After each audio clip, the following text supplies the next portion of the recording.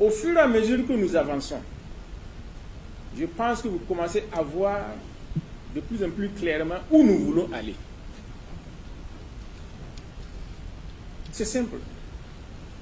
Là où nous voulons aller, c'est acquérir notre souveraineté. Souveraineté politique, souveraineté économique, souveraineté militaire.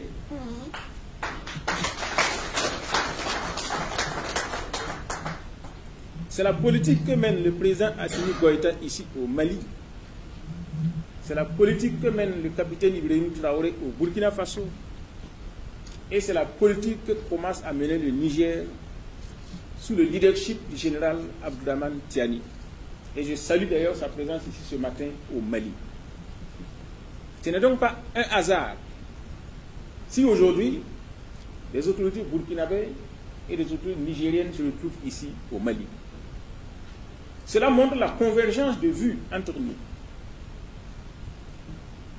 Et je voudrais que vous êtes ici, n'est-ce pas, des représentants de la communauté burkinabé, de la juridiction de l'ambassade. Donc, quand vous allez repartir, que vous transmettiez les nouvelles à ceux qui vous ont mandaté pour que vous soyez ici. Là où nous voulons aller vers la fédération entre nos trois États.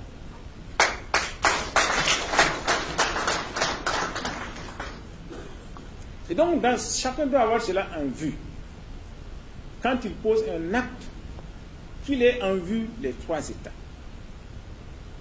Et nous devons faire en sorte que, même si le président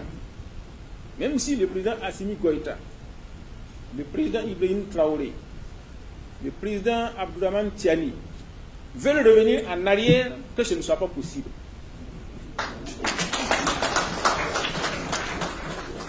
Donc nous devons les accompagner afin qu'ils sachent qu'ils sont soutenus et que le rythme soit plus accéléré et plus soutenu. Pourquoi cela? Nous avons constaté que, c'est vrai, le Mali est un territoire très vaste. Le Niger est très vaste. Le Burkina est moins vaste, mais il est aussi peuplé. Mais chacun de nous, isolément, ne pèse pas face aux circonstances internationales actuelles. Alors que si nous nous mettons ensemble, nous constituons un poids économique, politique et sécuritaire sérieux.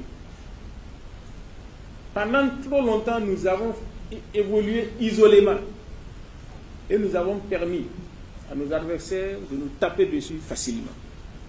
Cela doit être révolu.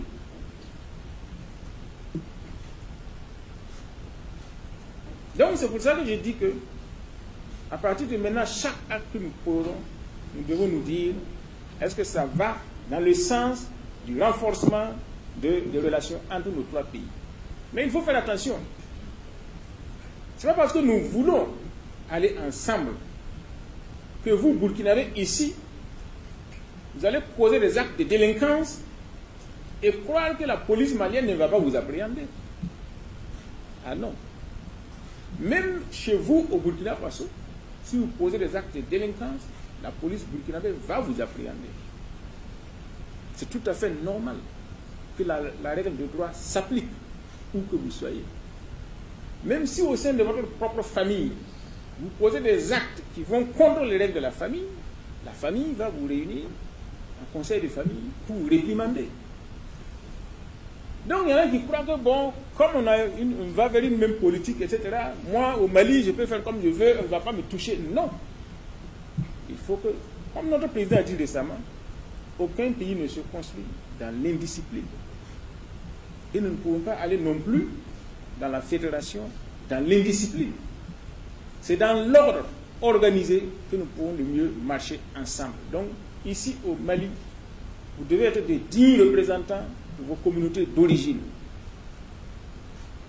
et évoluer dans le respect des ordres, de l'ordre et de la loi du territoire malien. Alors donc, il faut que vous sachiez que l'option que nous avons prise ne plaît pas à tout le monde. Et ça, je n'ai pas besoin de vous le dire. Aucun maître ne voit avec plaisir l'émancipation de son esclave. Aucun maître ne veut que son esclave le quitte sans que ce ne soit de son avis.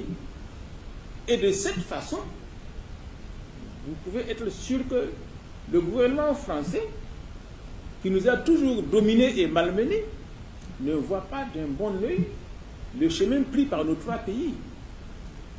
Et pour cela, il est prêt à tout pour faire revenir la situation comme elle était avant.